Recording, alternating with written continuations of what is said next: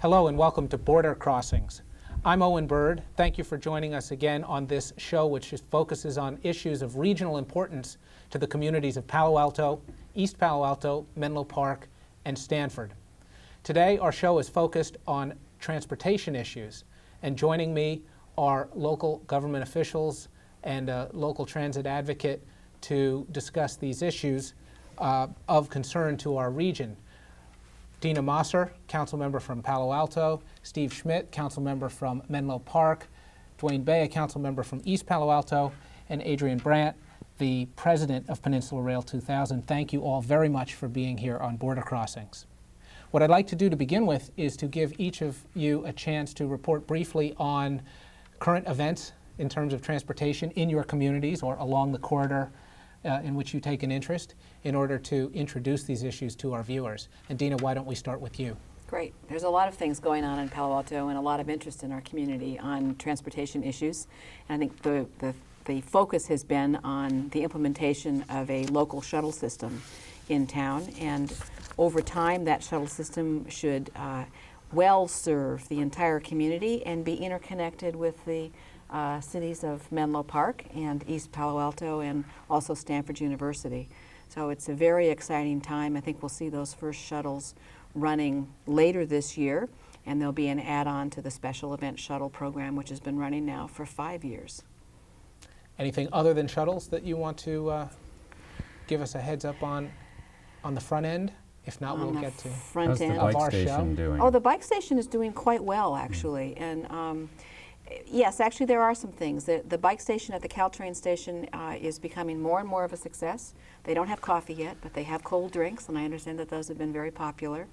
And there are a lot of efforts going on to really spruce that station up. This fall there is to be an at-grade crossing installed, so it will be much easier and more direct and more pleasant to cross from one side of the tracks to the other. Caltrain is installing that at-grade crossing. The station has been recently repainted in its original historic colors. It looks great.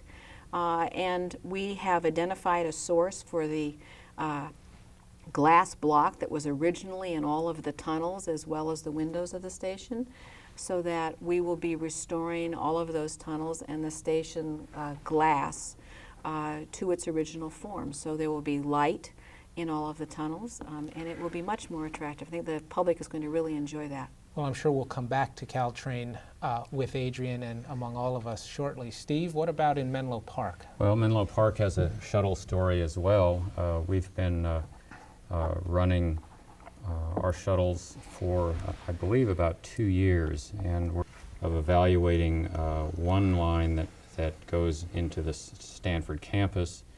We've recently started a senior shuttle, a midday shuttle program that connects really one long end of Menlo Park with the other. We go all the way to the Belhaven Senior Center. So the shuttle programs have in part become necessary because of cutbacks in Samtrans bus service, but I'll not dwell on that too much. We're also, to those of us in Menlo Park who drive, and in particular those who drive down El Camino, we've applied for over $1 million grant to synchronize the signals on El Camino to make the flow smoother. There's also an initiative that's just started to make El Camino more pedestrian friendly with a wider sidewalk and tree planting program. We're in the process of designing a pedestrian bicycle undercrossing at the end of Willow Road, where Willow meets Alma, and that's in a preliminary design stage now, but the council seems to be behind this one. And other than participating in a big meeting that I think you were at, Duane, about Dunbarton Rail, there aren't a lot of big construction projects, infrastructure projects going on. I think the focus now is on tuning up what we have and trying to create a more pedestrian, walkable community, and making some land use decisions that augment the existing infrastructure, that work with the existing infrastructure. Duane, East Palo Alto is seeing some long-planned retail projects come online, how will you accommodate the transportation needs that will be generated by those projects?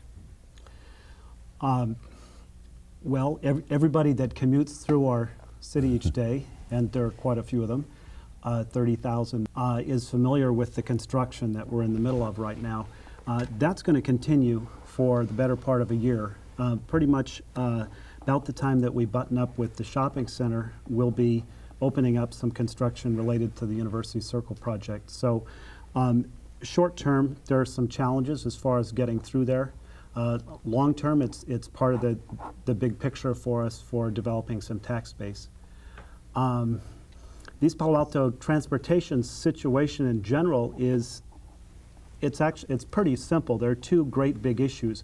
One is the Dumbarton commuter flow through the middle of the town, and the other is the fact that more and more so transportation planning has been focused on the major regional corridor, which in our case is Caltrain, and we're not on that spine.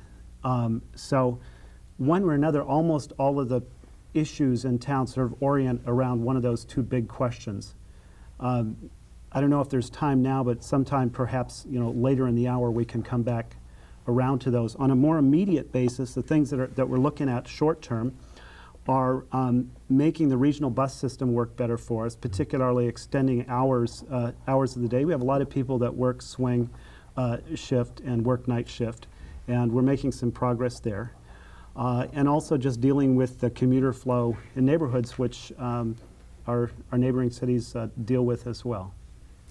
And Adrian, just so viewers are clear, you're president of Peninsula Rail 2000, which is an advocacy organization, right? Right. You're not directly connected with the Joint Powers Board that runs Caltrain. That's correct.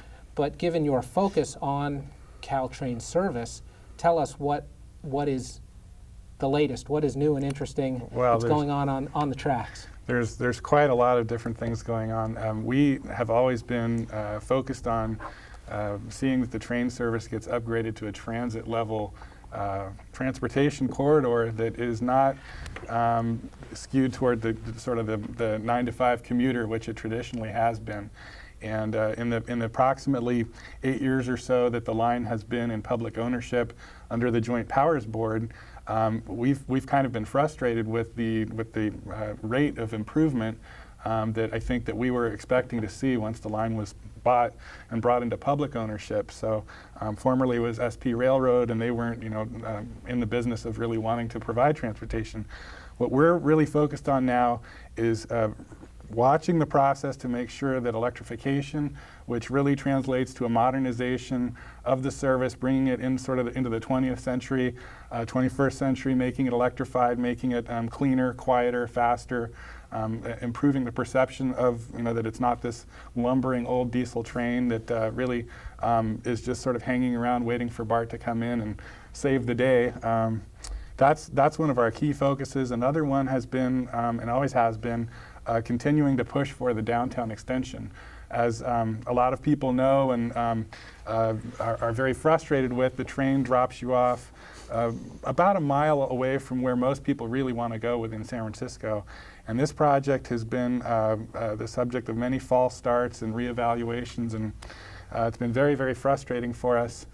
So right now we're working with an initiative campaign group up in San Francisco that has qualified a measure for the ballot to make it the official policy of the city and county of San Francisco to go ahead and do everything possible to once again get that downtown extension on track.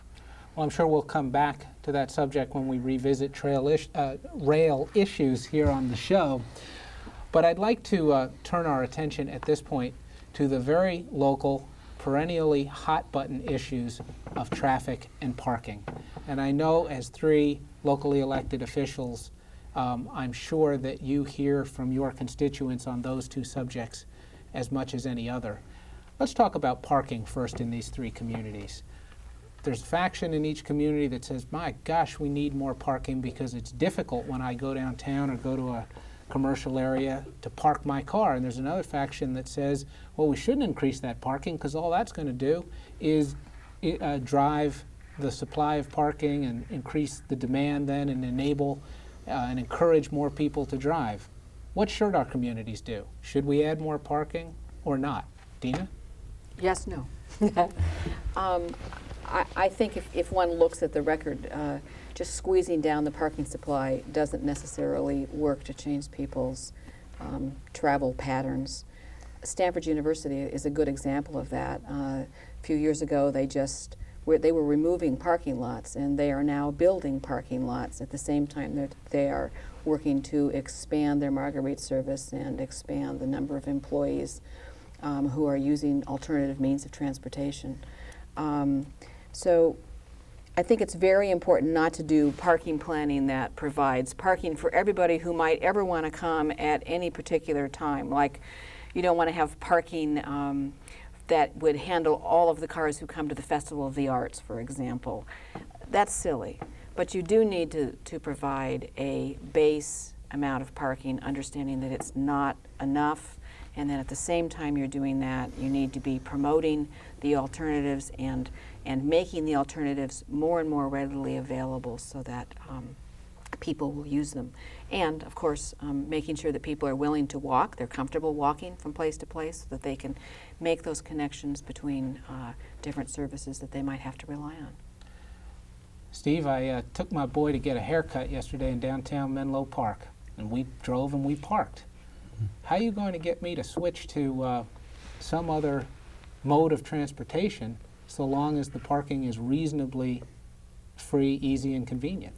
Well, first of all, it's probably not reasonable to ask you to take some alternate form of transportation when you've got I don't know how old your son is, but it's just not that practical for a lot of people to walk, ride a bike, take the shuttle or Samtrans or something like that, especially between where you live and downtown Menlo Park.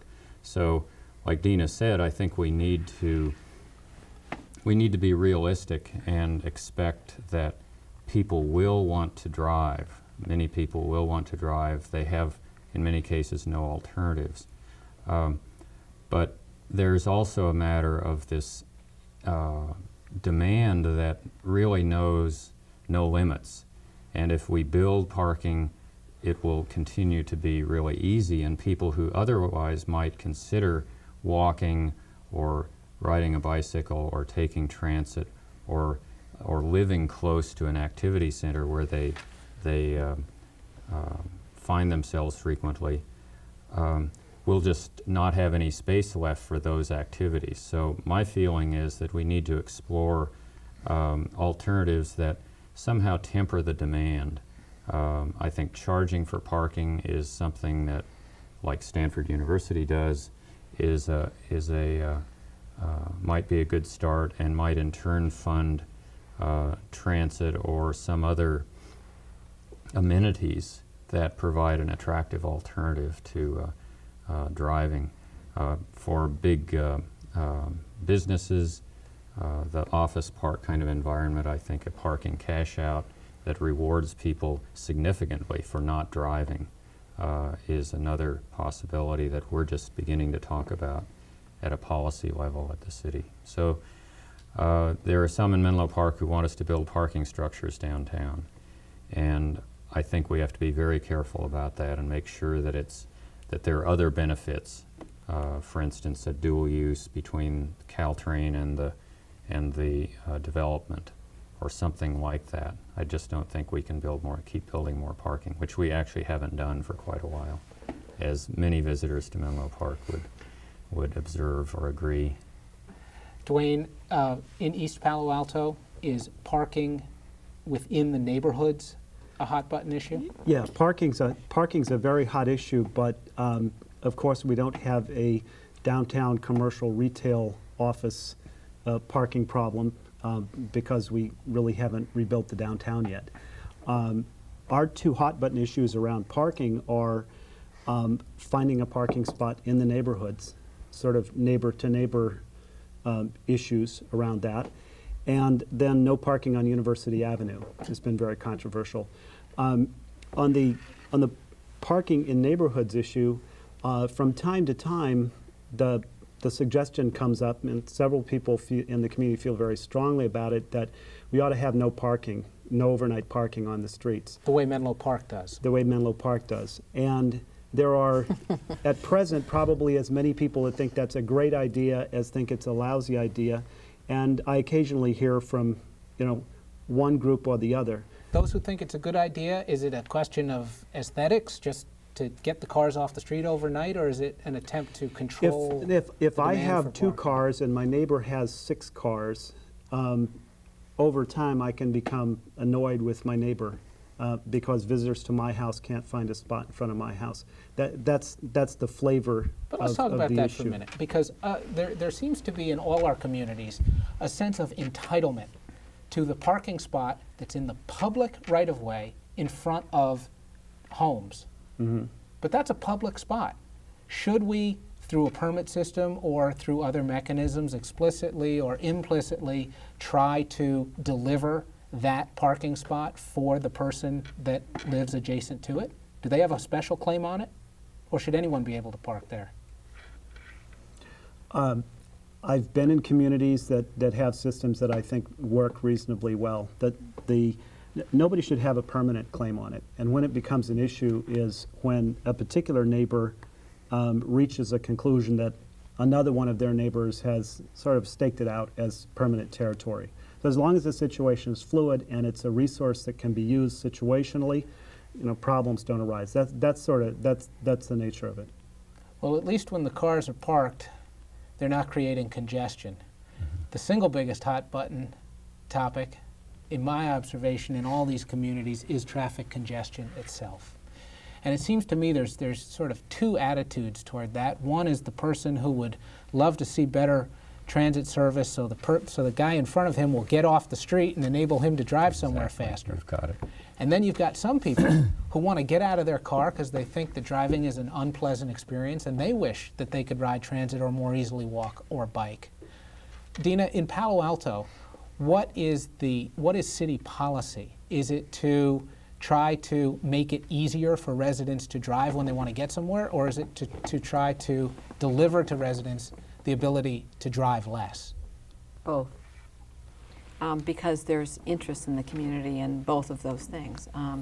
The new comprehensive plan clearly lays out ideas and strategies for providing the alternatives so that people can get out of their cars and can get around town, can get to school, can go to the library, seniors can go grocery shopping, you name it. That's the vision for the comprehensive plan.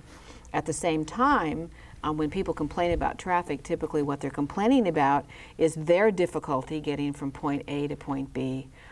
And statistics show us that the bulk of the cars on the road are Palo Altans driving around Palo Alto. So, what's the expression? I've seen the enemy and it is us, or whatever. So it's very important for the community to take a look at how best to move the cars around, how to do that in a way that is safe for people who are using alternative modes, walking, bicycles, safe for children going to and from school and to and from activities, at reasonable speeds, not gridlock, can't move through an intersection, wait for 5 traffic lights before you get through. So that's part of the planning that goes on. And that's complemented by the planning for a more walkable, alternative-oriented community. Duane, you mentioned up front that the Dumbarton flow-through commuter traffic is the principal congestion irritant in East Palo Alto. A lot of environmentalists feel that when you add capacity, you add lanes, you make wider roads, all you do is invite more cars and more traffic. And yet at the same time, the people who are stuck in that traffic are enormously frustrated and wish there was more capacity so they could drive more easily. What is East Palo Alto's approach toward resolving the congestion problems that result from the Dumbarton commute?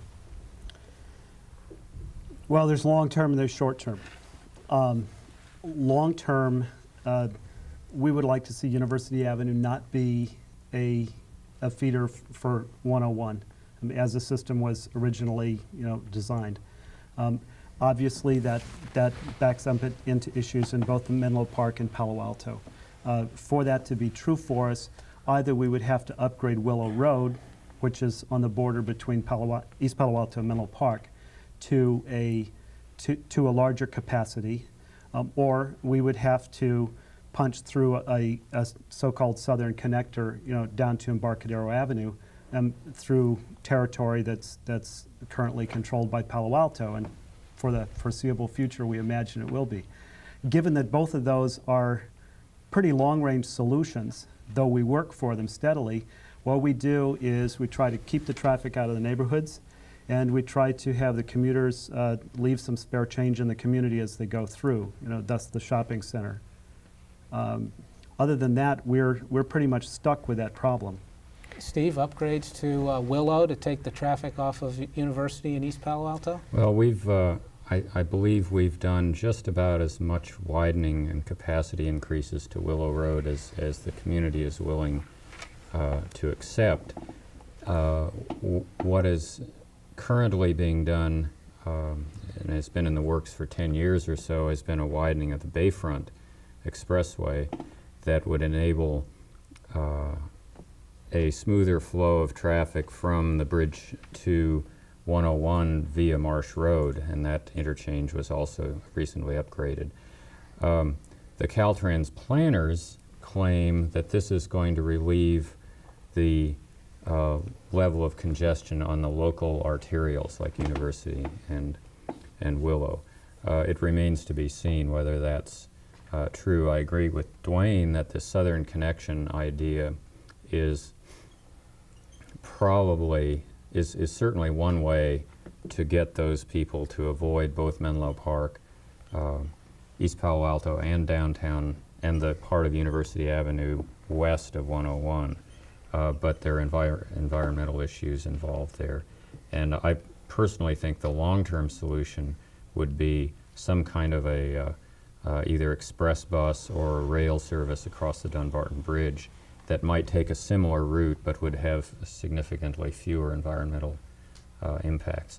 But in Menlo Park, the goal, like in Palo Alto and East Palo Alto, the goal is to keep the commuter traffic on the arterials and keep it out of the neighborhoods. And I think if you look around, you'll see that everybody engages in a certain amount of choke point or capacity limitation in order to discourage our commuter traffic from going through its jurisdictions. And that seems to be a time-honored tradition, and we certainly have done our share of it. I said up front that traffic and parking and transportation issues are among the most resonant in our communities, and our border crossings camera crews certainly found that when they went out into the street to assemble questions to relay to the panel. So why don't we at this point go to our first question from the community, which I think will be visible here to all of us right now. Carrying the transit system here, I think that it seems to be infrequent. The trains don't come as frequently as they should. It also doesn't seem to spread out. It's very, just this linear path, and so you have to get to the train somehow. And it's also doesn't seem to be the greatest. It's not the greatest quality train. I don't really feel like the ride is that great. It's not a great system. It's average, I would say. I think transportation in this county is getting to be a serious problem, and it's always been a disappointment to me that BART has never made it all the way around the bay, or something connected to BART in an easy way. I think that it forces people to drive, and that's where the problem lies, both with traffic on the freeways and with smog. I think the Peninsula is sadly in need of more transit-type work transportation, like in Europe, where you can pick up a train in most towns. I mean, it is BART-type areas is on Walnut Creek side and in the city, but I know a lot of people on the Peninsula don't want BART to come in, And I personally think it's the way to go, because light rail, near where I'm working, they're building light rail down to, I think they said, the Castro station in Mountain View. Well, I think it shouldn't have stopped there, and maybe it's just a funding thing, I don't know. But I mean, it needs to be all over the Bay Area. Because if they don't want you to take cars, you have to take a car in the Palo Alto, Los Altos area, because the closest thing is Mountain View, but then maybe when light rail opens up, you could park your car in Mountain View and then ride it to Sunnyvale, but that's still like 10 minutes. It's not like this half an hour type thing that's needed. 3 questions on rail transit. Caltrain, BART, light rail. Adrian, I heard the first person criticize headways, frequency of service, the quality of service. How valid are those critiques, and what can be done about them? I think it's a very valid critique, and it's one that we've been concerned with for a long time. The ride quality is not what it should be.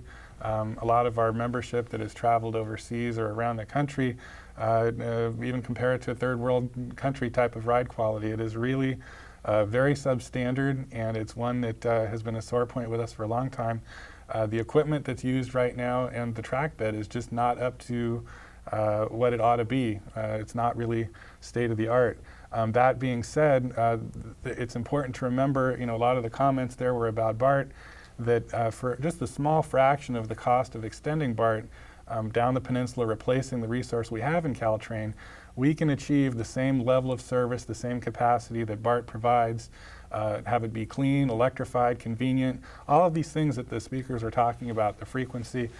There's no technological barrier to transitioning Caltrain to that vision without ever interrupting service and doing it at a fraction of the cost. But that's a message that isn't well understood, and it's just, unfortunately, even among the decision makers that are making transportation policy, they tend to respond to just sort of what the public wants. And in many cases, those decision makers aren't that much more knowledgeable about transportation technology and these options than are the man on the street. So I think they're valid points, and I think Caltrain is the right type of technology, but it certainly is underutilized and has a ways to go before it's on par with BART and what these people really want to have. Steve, I'm sure you take the train from time to time. Mm-hmm. What's your experience as a rider, and how could it be improved? Well, I agree with Adrian on virtually everything Adrian said. I think for me, I have a series of meetings up the peninsula from Menlo Park that I regularly attend, so I probably ride Caltrain 6 or 8 times a month. And I know the schedule well enough to know when to show up and how much time to give myself. It's, as far as I can tell, the only disadvantage for me, and it's especially annoying as a board member who's someone who has to look at the budget, is that frequently the conductors don't get to me to collect my fare because of the antiquated ticket system. You hold up a little card and say, "Do you know me?" Yeah, no free passes. But that's one of the problems, is that ticketing is just antiquated. The conductors have to spend so much time to collect a $1 fare. Pull out the ticket, tear it in half, punch the right part, give you the other part, and it's an unfortunate kind of leftover of the Southern Pacific. I have a comment on that. I mean, this is Silicon Valley. We can do better, can't we? Absolutely. Oh, absolutely. Well, yeah. Actually, the Caltrain staff put together a 20-year plan a year ago, and in that plan, there's a section talking about the fare collection system. And in it, they disclosed that currently the fare collection system, as Steve was saying, is very antiquated, is costing Caltrain on the order of 60 cents per dollar of fare collected. Now that's just astounding. I talked with the director of Metrolink down in Los Angeles, a similar commuter rail system that was set up in less time than the Joint Powers Board has been in charge of Caltrain. Their fare collection system is much more modern. It's ticket vending machine based. It's not as labor intensive, and they are running at about 7 to 8 cents per dollar in terms of their costs. So this is the kind of thing that Caltrain has been extremely slow in implementing. They are right now in the middle of a ticket vending machine procurement, about $5-6 million. Those machines are supposed to start getting deployed beginning of next year, beginning of year 2000. And very slowly, the goal is to move toward what's called a proof of payment, a barrier-free self-ticketing scheme. And this will get us to the point where all the fares are collected and so forth. So that's just an example of where Caltrain has been lagging. There's another kind of alert, and that is on the Pac Bell Park situation and its relation to public transit. In San Francisco. In San Francisco. And when the ball games get out and 2,000 or 3,000 or 4,000 people head for Caltrain, there's going to have to be a different collection system and ticket selling system available, or half those people are going to ride for free. Well, Dina, no matter how efficient the collection system ever becomes, I think it's common knowledge that transit rarely pays for itself. But it's easier to fund transit when you have more riders, and more riders means more people working and shopping and living closer to the train stations. Mm-hmm. Doesn't that mean that we need to dramatically increase the density and intensity of our land uses around our stations in order to make transit a success? Or are we really just cutting transit off at the knees by living with a pretty suburban pattern of land use and then trying to serve it with urban transit systems? Well, it is true that density is something that's very important to support transit, to make transit successful. It's also true that the Mid-Peninsula, we're talking about the Mid-Peninsula, is basically developed. We've made a lot of land use decisions, and we made them many years ago. So we can densify, but I think none of our communities are interested in doubling our population. So that's, or even doubling our employment base. ABAG projections for Palo Alto, certainly for employment growth, are very small for a city like Palo Alto. So densification is part of the picture, but there's a missing picture that I think most people don't understand. We are all sort of at ground zero. We are all suffering from the fact that we have different transit agencies responsible for transit services in our areas. I'm serviced by the Valley Transportation Authority. You're serviced by Samtrams. In both cases, both of those agencies are looking in different parts of the realm. They are not looking at the Mid-Peninsula. And I think one of the things that has begun is among our communities, at least among the leaders in our communities, we're recognizing that we need to build somehow a transit system that is Mid-Peninsula based, that will serve our population the way that the population is on the ground floor, if you will. And I think there are a lot of opportunities to do that. So yes, when we talk about building housing, we want to put housing near transit. When we talk about building or rebuilding business or industry, we want to talk about how people are going to get there and get home again. We need to incorporate that thinking in all of our decisions. So that's a very key piece. But in the Mid-Peninsula, we have a different problem going on than a city like San Jose, for example, has. And I think we need to recognize that and really aggressively work together. And it's not going to be easy because we're dealing in a situation where the tax dollars that are used for funding transportation are given to the existing agencies, not to the Mid-Peninsula for its needs. So we're gonna have to work real hard at that, and I'm sure committed to that. I want to piggyback on that as far as the special needs of the Tri-City area. I mean, one of the special problems that we have is the county border that runs between us, and of course commuters, it doesn't make any difference that you've crossed a county line, but it makes all the difference in the world. There are a few powers, like the JPB for the rail that cross the county line, but most of the systems are designed around cities and are designed around the counties. So right now, the Public Works and Transportation Committee in East Palo Alto, which recently held a meeting with its counterpart in Menlo Park, really singled out as one of the highest priority items short term for the city of East Palo Alto is to do everything that we can in working with our two sister cities to bring about three-city transportation management. And there are a number of proposals being kicked around in each city, but I think there's a recognition that there's a limit to how far any of the cities can go in solving this, individually. It's something that the three of us have to do together, and also that there's the three cities together could hold our own in countywide transportation discussions.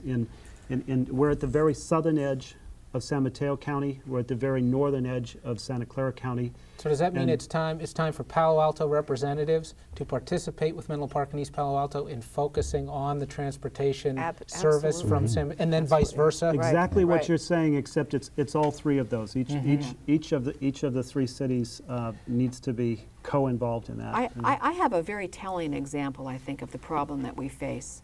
Until just this month, when a verbal commitment was obtained, the Valley Transportation Authority in Santa Clara County, on all of its planning documents, on all of its planning maps, never included the Dumbarton Bridge, the Dumbarton Corridor. It didn't exist on the map.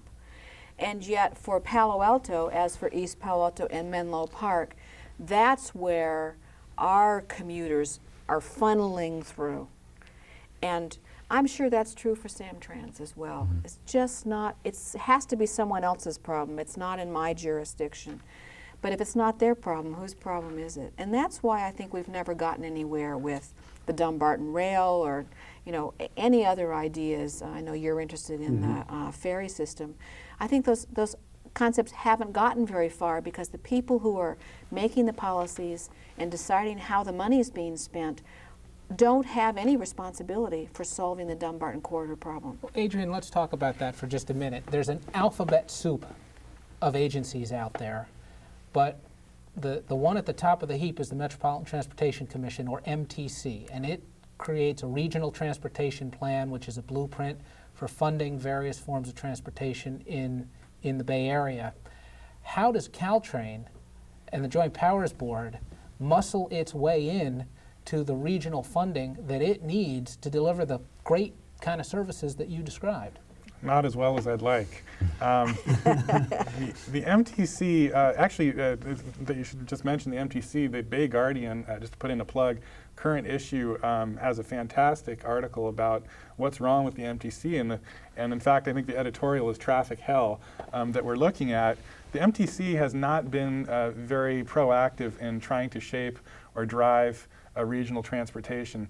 They've been acting in a fairly reactive mode and just sort of accommodating, sort of assimilating the different wishes of the various counties that comprise their territory, and have sort of been just sort of funneling the money toward the projects as they come, and really maintaining the status quo. The MTC, although it could, has not exercised any leadership in trying to address sprawl by what transportation projects are funded, which road widenings, or even try to keep the share of transit ridership from dropping. So is really the problem that the MTC governance is controlled by local officials from the outer parts of the region, so that the representative from northern Sonoma says to the guy from eastern Alameda, I'll vote for your interchange if you vote for mine, and they both come at the expense of bus service and train service in the Mid-Peninsula? I think there's some of that. The main, I think, complaint that we're recognizing right now with MTC, and it's been a frustration for a long time, is that they don't seem to be exercising any leadership and trying to look at things in a regional perspective and trying to do things like set as a goal keeping the transit share from dropping, or even trying to have it increase. A group, a land use coalition active up in Oakland, has been working with trying to get the MTC to at least to commit to that kind of a goal, and they won't do it. So MTC has just not been driving things in the way that I think they ought to and could be doing. So, well, MTC often will seem very remote to the average resident of our region who just wants less traffic and better transit. I was going to say, it's interesting, I think as much as I love transportation alternatives and walkable neighborhoods and pedestrian-friendly things, I think it's important for us to recognize that an organization like MTC has a board of directors which is made up of elected officials from around the 9 Bay Area counties, which is a really important step. Something like that didn't used to happen, just like the 3 of us are going to have to work together and accommodate one another's needs. But the fact is that elected officials are responsible to their constituents.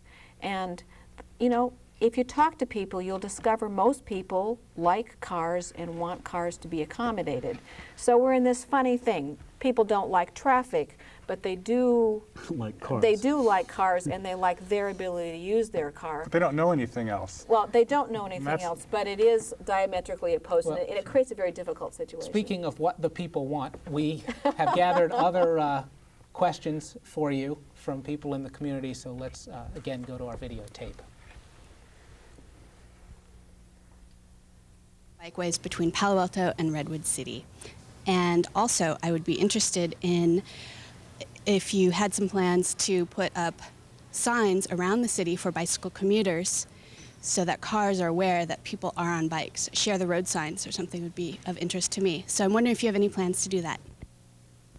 2 things that Calgary has that's definitely better in terms of public transit. One is bike paths with no cars on them. They're bike paths for bikes, and they go through parks, and you can get through the entire city on paths that are in parks on your bike. So I could ride to work from one end of the city to the other.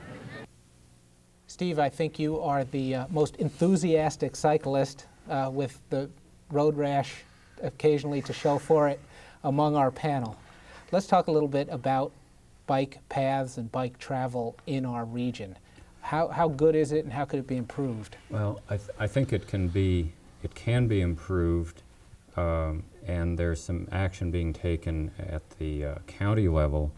We're funding a study to provide something that fellow was asking, or the woman was asking for, and that's a route finding ability from Palo Alto, Menlo Park, all the way up to Burlingame. And it involves generally lighter traveled streets. It avoids the big intersections that have ambiguous situations for cyclists.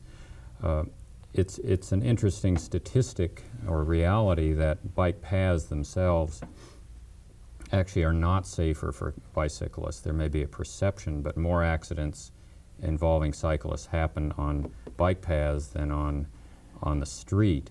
So it's better to keep the cyclists adjacent to the cars? It's better to keep the cyclists sharing the road and give them on the curb lane a wider place to ride, or to create something like Palo Alto has, and I've been trying to get a continuation of that in Menlo Park, at the bike boulevard, where there's not a lot of through traffic, and where parents will feel safe sending their kids to school on a safe school route, for instance. And that's actually one of the worst or the most significant causes of morning and afternoon congestion in neighborhoods is around schools, where the kids get picked up by the parents because the parents are, for whatever reasons, reluctant to let their kids go to school on foot or by bicycle. And the absence of a kind of a financial will to provide school buses compounds that problem. So, and people's driving habits, unfortunately. Right. I mean, the congestion from the Dunbarton corridor makes people impatient, and they might not give the cyclist the room. But I think there are some minor changes to streets we can provide, and make sure that people are always on track, so to speak, and know where they're going. They don't have to wander around to figure out how to get to Redwood City from Menlo Park, for instance. Duane, when I'm in East Palo Alto, I see a reasonably good bicycle usage percentage. I think a number of your residents use bicycles. What sort of provisions do you make for bicycle travel on your local roadways? The largest complaint we hear is potholes. I mean, truthfully, cyclists need good pavement, and that's a challenge that we have. And getting development in that direction in the right order has been a challenge for us. Great example is we've stepped up to a regional agenda that I think there's strong support for amongst cyclists, and that is that the University Avenue now has really good, well-paved, wide, bicycle paths. On the shoulder? On the, not paths, Lanes. but bicycle No, lanes lanes. on Okay. both sides. We've taken a hit for that this year politically at the council level because we haven't yet rebuilt the downtown. And so some of the small businesses that we have and some of the residences along University Avenue have lost this, what you described as the perception of a public entitlement to that parking. That has been a challenge. And so we're scrambling, we're putting some vacant lots into service and that sort of thing. But I think it's coming along. I think the major routes are actually very well served. And as the pavement condition comes up, I think we'll end up having one of the better cycling sort of facilities in the region. Yeah, the biggest problem remaining, I think, are the freeway overcrossings. Yeah. As people enter the freeway or leave the freeway, that's the area of the highest tension and potential The friction. on-ramp, especially the yeah. old clover leaves are very difficult. The Right. new Yeah. diamond interchanges, and we're hoping that Willow will be rebuilt in the next 10 years so that it's not as terrifying to ride from one part of town Yeah. to another or to your neighboring community from Menlo Park. When we come back, we want to address the everyone's favorite transit flavor of the month, local shuttles. But first, we want to take a break here. This is Border Crossings. I'm Owen Byrd, and we'll go to a public service announcement and be right back.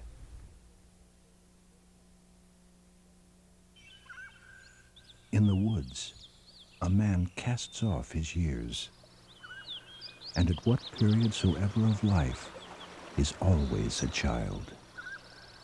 In the woods, we return to reason and faith. There I feel that nothing can befall me in life which nature cannot repair.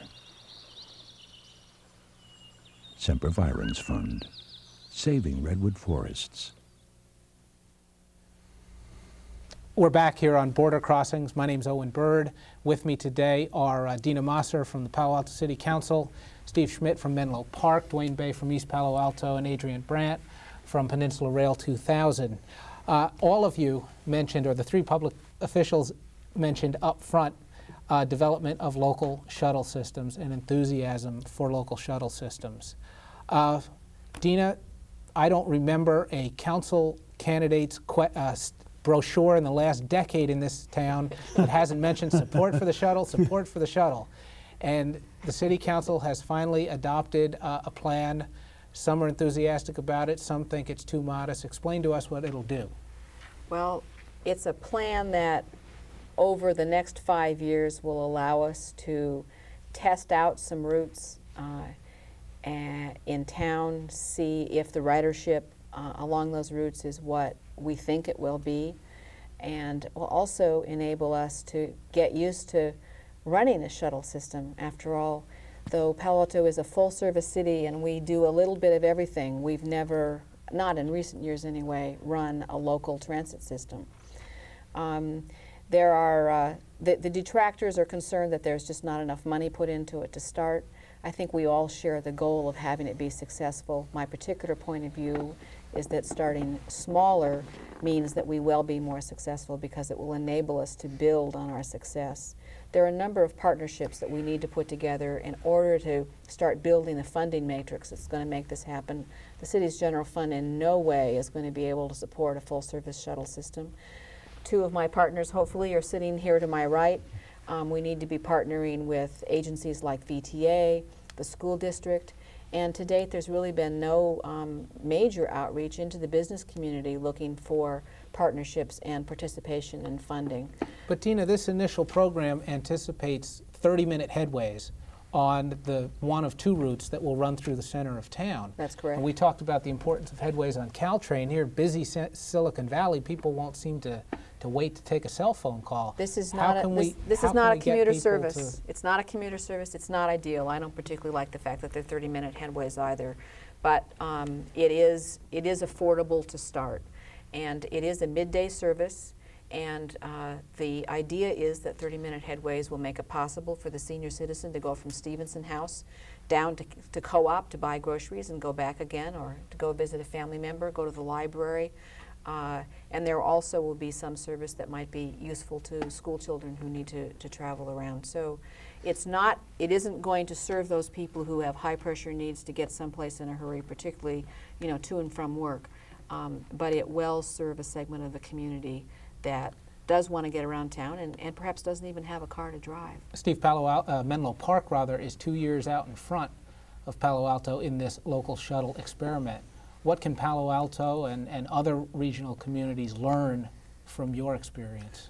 Well, we have been able to extract, if you will, some funding assistance from developers in Menlo Park to help support our shuttle service. And as long as we continue to permit the general plan build-out of commercial office space, I believe that these sources of funding will continue to be important. My personal feeling is that we need to go to our VTA counterpart, our Palo Alto counterpart, which is Samtrans, and seek some funding from them, because when you look at how they're spending money, they're spending a lot of money participating in the BART to Millbrae project, and they're cutting back their bus service. And that, as I mentioned earlier, that means that in the case of Menlo Park, we have to pick up some of that slack.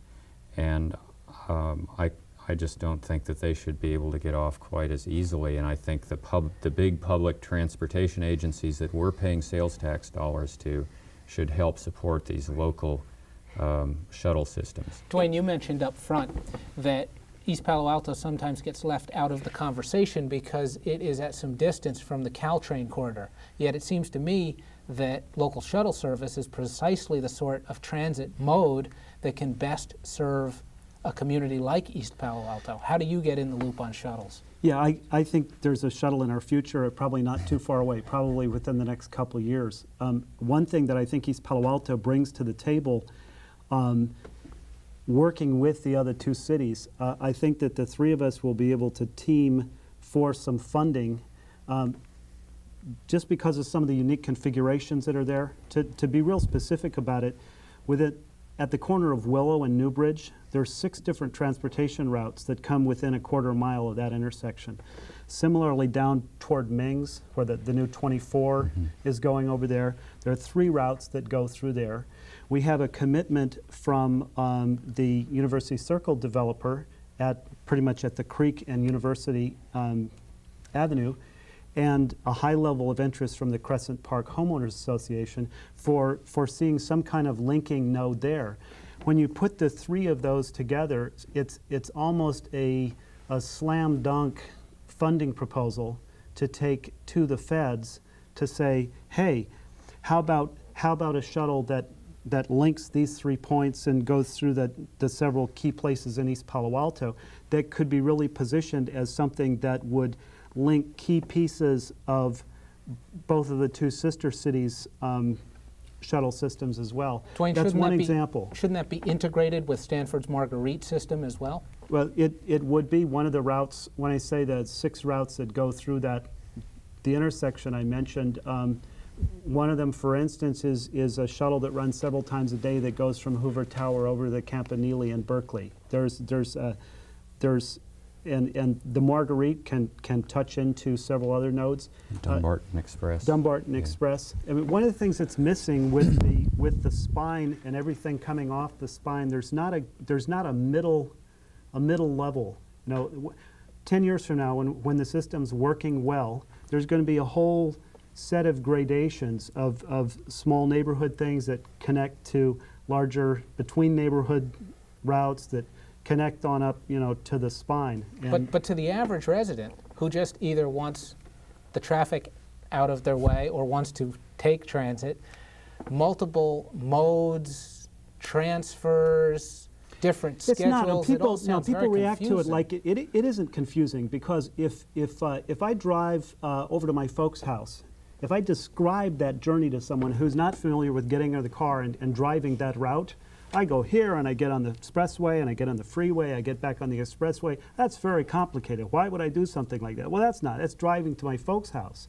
Similarly, somebody who rides the bus regularly, who knows a transit system, Steve, for example, I'm in a number of meetings with Steve up the peninsula at transportation agency. He shows up on time. He leaves when he wants to. He doesn't take a car because he knows how to work the system. I think we can get there.